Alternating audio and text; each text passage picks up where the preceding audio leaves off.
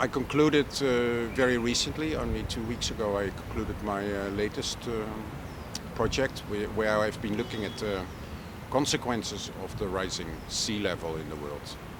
So I traveled around the globe actually. I've been in about 9 regions in the world where I looked into what was happening. And the big issue, where do people go? Because coastal areas in many parts of the world, they are under threat. And people have to relocate, have to evacuate, sometimes already now. Something which I didn't also realize that it's actually happening as we speak.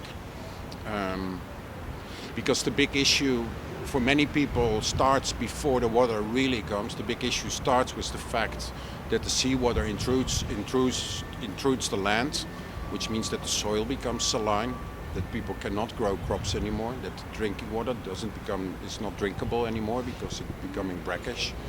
So I think it's a very urgent matter where I hope to call upon some attention by doing this work, because I think a lot of people are not aware. So for the project, I've been in Bangladesh. I've been in the Pacific in Kiribati. I've been in Papua New Guinea on the atolls. I've been in the United Kingdom in England, and I've been on the American East Coast, which is heavily under threat. Miami, Boston, New York, large cities which are facing a big problem.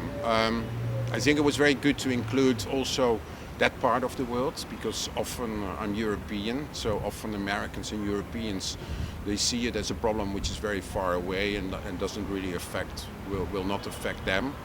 And the contrary is true, actually. I mean, if you look at the city of Miami, which is expanding day by day because of the real estate boom, is actually a city where experts have concluded that they cannot save it because it's built on limestone.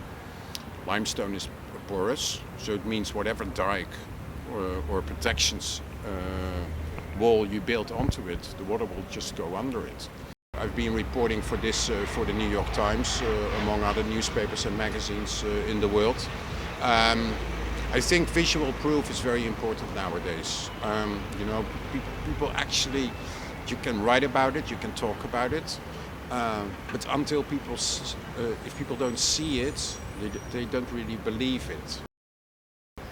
And it's something which is really difficult to believe, I mean, especially if you live in coastal areas. It's your motherland, it's where you're born, where you grew up, where you maybe have land or in whatever way you live there. So to accept that you might have to move and live somewhere else is something very hard for many people to face. Have some knowledge which I maybe should use. It's a tricky issue, right? There's a lot of people who will deny still that it's happening. So, they will tell you, well, the land is just sinking, or, there will be many people give very different reasons why they believe it's not true. I mean, I think scientifically it's enough proven that it is happening. I mean, you can measure the sea level. So if you look at the statistics over the last couple of decades, it's definitely coming up. I mean, a journalist carries a responsibility as well in the stories that you tell and the research you do. But that goes for all journalism work. You have to do your research very well, right? You shouldn't make an error.